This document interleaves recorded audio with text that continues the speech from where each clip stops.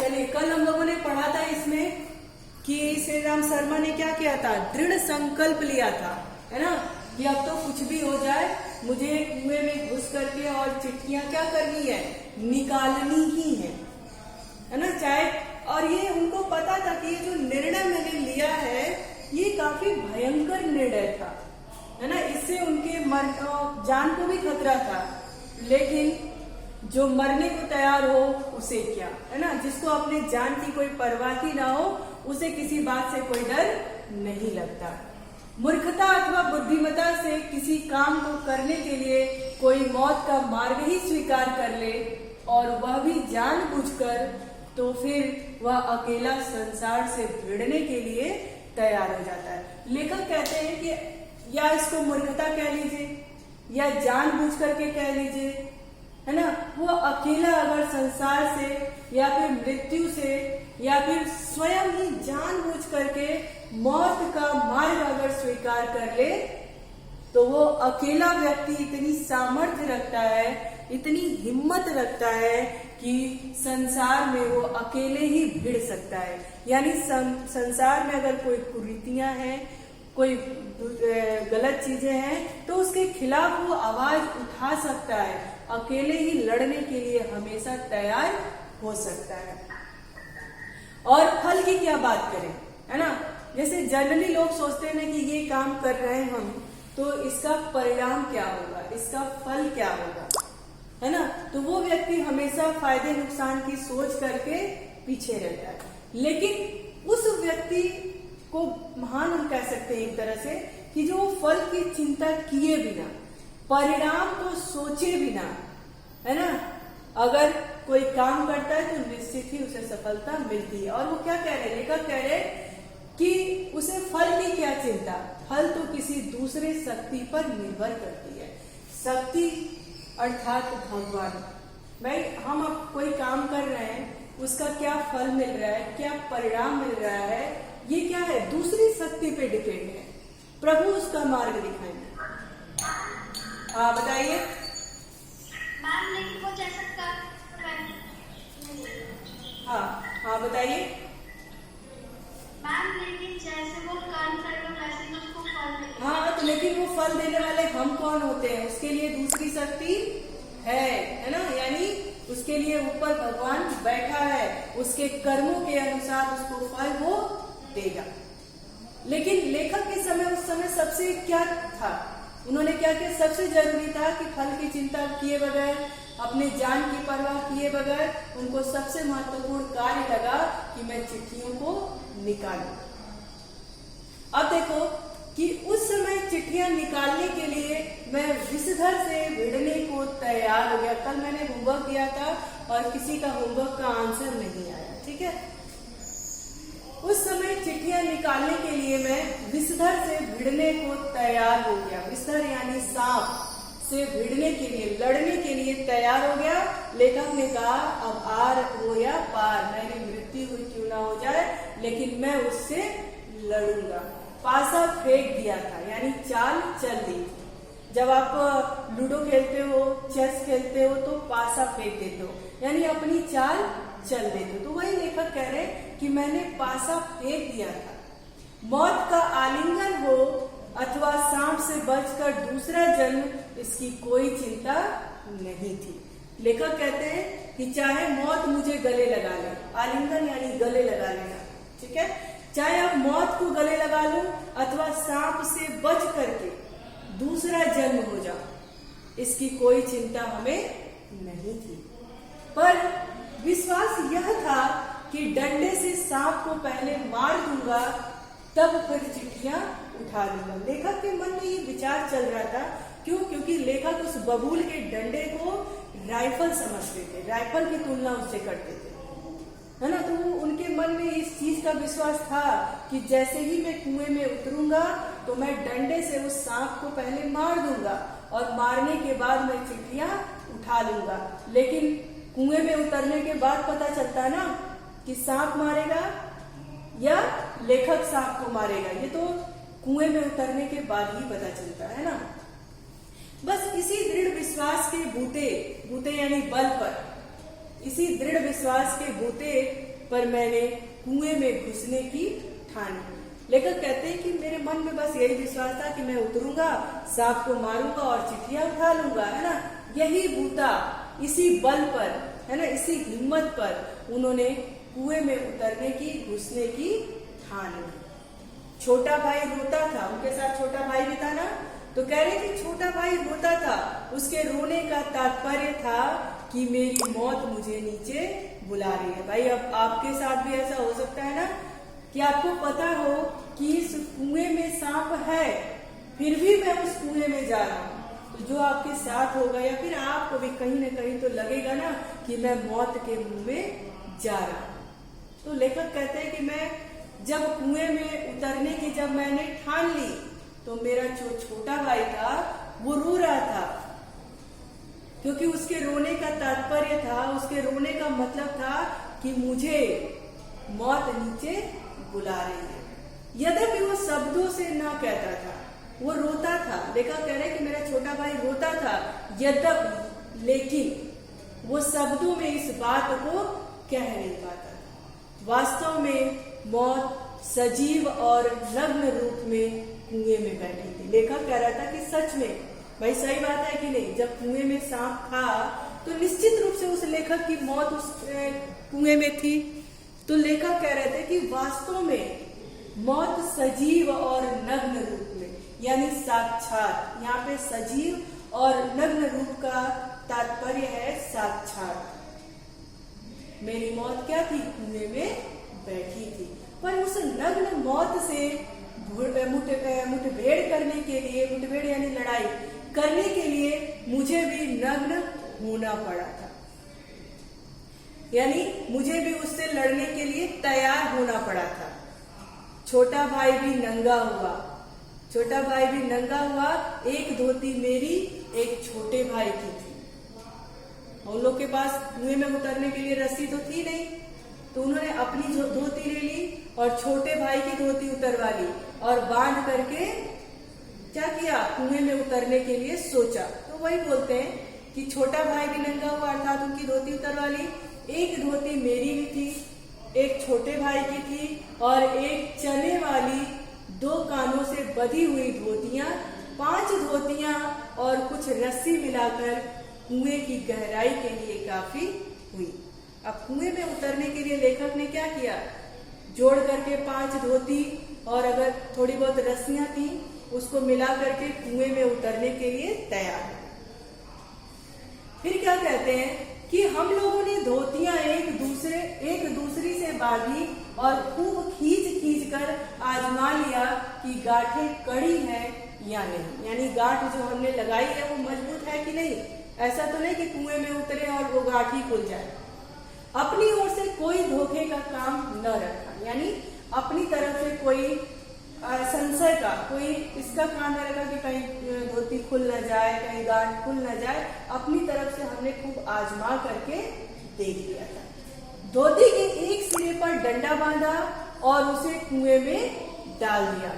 दूसरे सिरे को डेग व लकड़ी जिस पर चरसपुर टिकता है। डेग मतलब जानते हो क्या होता है? कदम, है ना।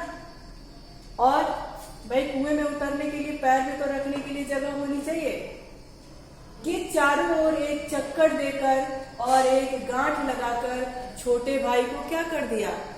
दे दिया, ताकि छोटा भाई तो छोटा था ना, ऐसा ना हो कि मैं नीचे उतरूं और वो मेरा भार ना संभाल पाए और वो छूट जाए उसके हाथ से। तो उसने क्या कर दिया? दूसरे सिरे को एक ऐसी लकड़ी से बांध दिया जो उस पर टिका रहे, है ना, और गांठ लगाकर क्या कर दिया?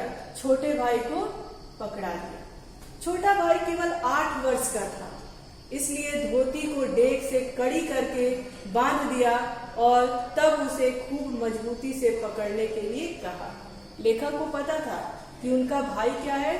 छोटा है और इस रस्सी को और मेरे भार को वो संभाल नहीं पाएगा, इसीलिए रस्सी को कहीं और बांध दिया मजबूती से और उससे भाई को भी बांध दिया और कहा कि अब इसे तुम जितना तुम्हारे पास शक्ति होगी उसे मजबूती से पकड़े रहना।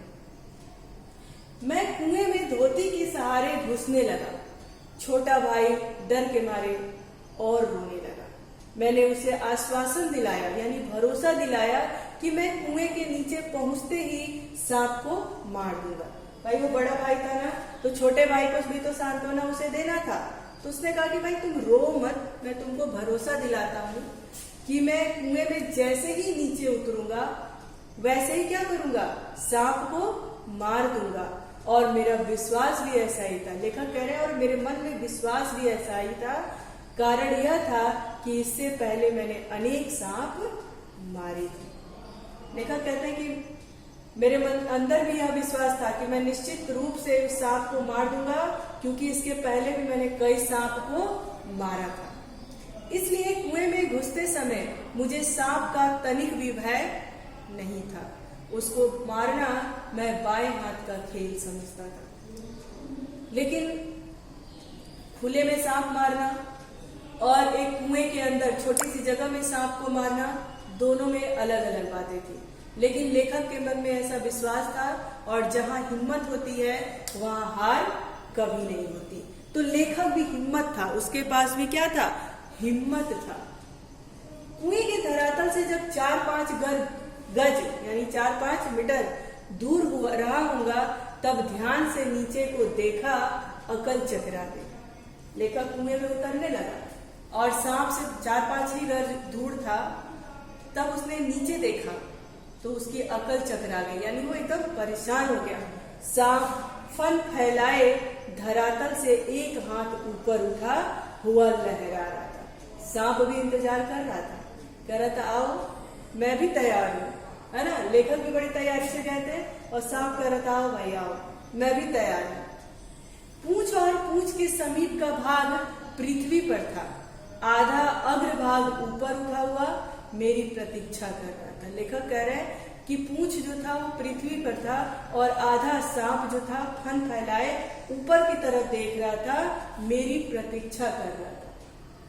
नीचे डंडा बंधा था, मेरे उतरने की गति से जो इधर उधर हिलता था, उसी के कारण शायद मुझे उतरते देख सांप घातक चोट के आसन पर बैठा था। कह रहा है कि मेरे उतरने से जो डंडा इधर उधर हिल रहा था, उसी वजह से सांप को पता चल गया होगा, तो वो घातक यानी चुपके से इस चेष्टा में बैठा था कि जैसे ही ये आएगा मैं उसको डस लूंगा। सपेरा जैसे बीन बजाकर काले सांप को खिलाता है और सांप क्रोधित हो फन फैलाकर खड़ा होता और पुकार मारकर चोट करता, ठीक उसी प्रकार सांप तैयार था। लेखक कह रहे कि जैसे सपेरा जब बीन बजाता है तो सांप फन फैला करके, कभी आपने देखा है या नहीं देखा? देखा है ना कि कैसे वो फन फैला करके चारों तरफ देखता है और खिसियाता है ना। तो लेखक भी कह रहे कि उस समय ऐसे ही लग रहा था कि सांप एकदम फन फैलाकर बस मेरा इंतजार कर रहा है कि गुस्से में आओ बेटा नीचे उतर जाओ, देखो अब तुमको कैसे काटता हूं मैं, है ना। उसका प्रतिद्वंदी किसे कहते हैं? हाँ, उसका दुश्मन जो सामने बराबरी में उसको लड़ने के लिए तैयार हो, उसको प्रतिद्वंदी कहते हैं। मैं उससे कुछ हाथ ऊपर धोती पकड़े लटक रहा था। धोती डेंग से बधी होने के कारण कुएं के बीचों बीच लटक रही थी और मुझे कुएं के धरातल की परिधि के बीचों बीच ही उतरना। इसके माने यानी मतलब, इसके माने थे सांप से 1.5-2 फीट गज नहीं की दूरी पर पैर रखना। यानी वो कह रहे थे, लेखक कह रहे थे कि कुएं के बीचों बीच में लटक रहा था।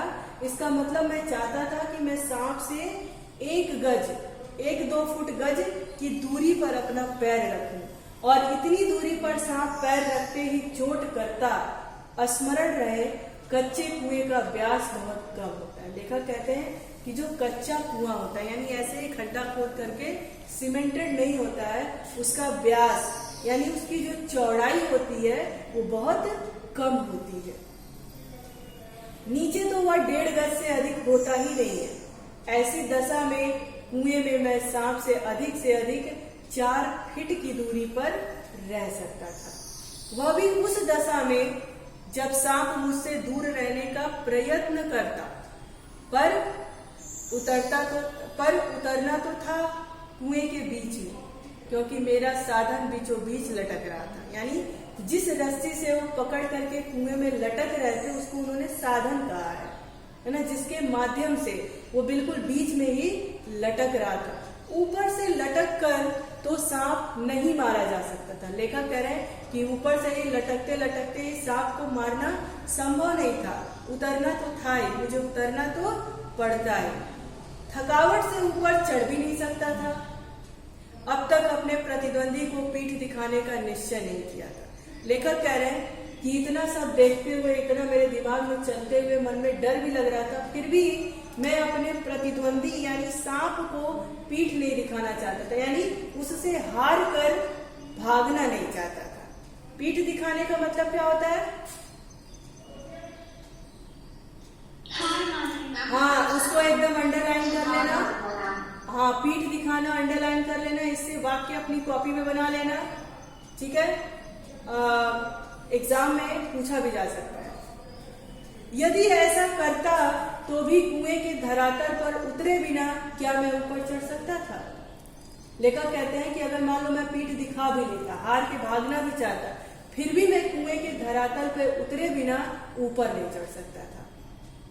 धीरे धीरे उतरने लगा।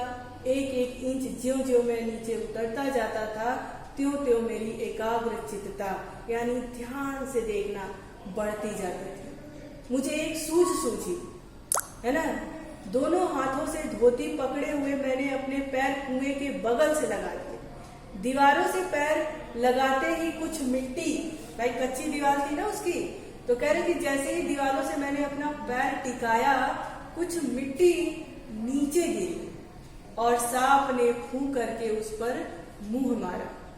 मेरे पैर भी दीवार से हट गए और मेरी टांगे कमर के समकोण बनाती हुई लटक रही थी। पर इससे सांप से दूरी और कुएं की परिधि पर उतरने का ढंग मालूम हो गया। लेखक कहे कि मैंने अपना पैर टिकाया, मिट्टी गिरी, सांप ने फूं मार करके मुंह मारा और मेरे क्या हुए, टांगे पैर जो थी हट गई वहां से और मेरे टांगे कमर के समकोण बनाते हुए लटकने लगे। लेकिन उससे भी उनको कुछ सीखने को मिला कि कैसे कुएं की परिधि पर उतरा जाता है, यानी कुएं की जमीन पर कैसे उतरा जाता है। तनिक झूल कर, हाँ बताइए। फूंक मारा, मुंह पे जो मिट्टी गिर रही थी उसको फूंक मारा तो मुंह हिल गया ना उसका, इसीलिए उस पर क्या किया उसने, मुंह मारा, है ना। तो तनिक झूल कर मैंने अपने पैर कुएं की बगल से सटाए और कुछ धक्के के साथ अपने प्रतिद्वंदी के सम्मुख कुएं की दूसरी ओर 1.5 गज पर कुएं के धरातल पर खड़ा हो गया। आंखें चार हुई। आंखें चार होने का मतलब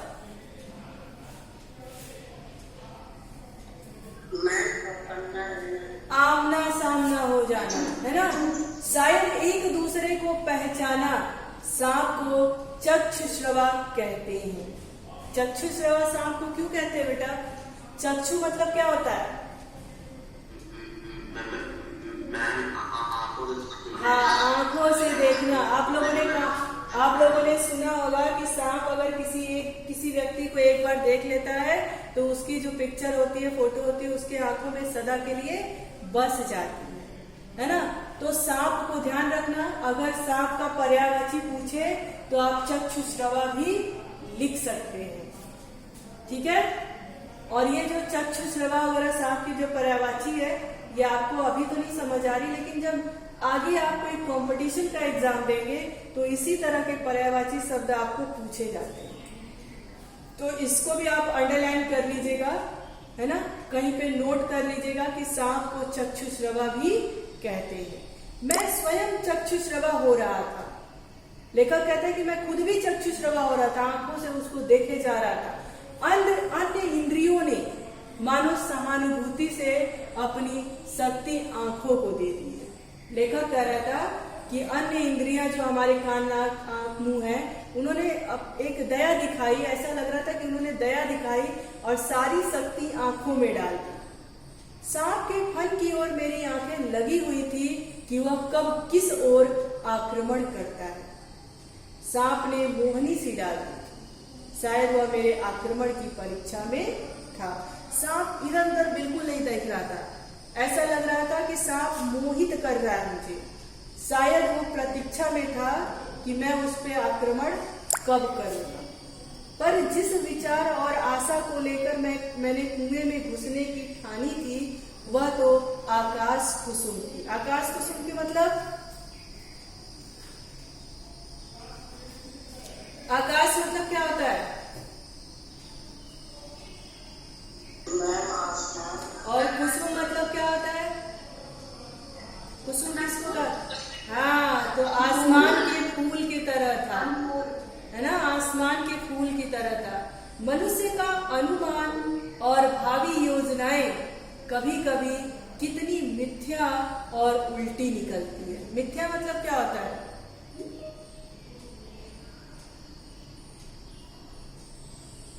मिथ्या मतलब क्या होता है?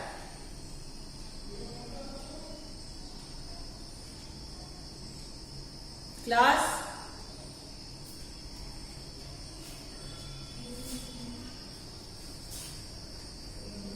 मिथ्या मतलब क्या होता है? किसी को पता है? मिथ्या मतलब होता है गलत। क्या होता है? गलत, है ना। तो लेखक कहता है कि कभी कभी लोगों का जो सोचने का ढंग होता है, योजनाएं होती हैं, कभी कभी मिथ्या और उल्टी निकलती है ना, सब उल्टा पड़ जाता है। मुझे सांप साक्षात होते ही अपनी योजना,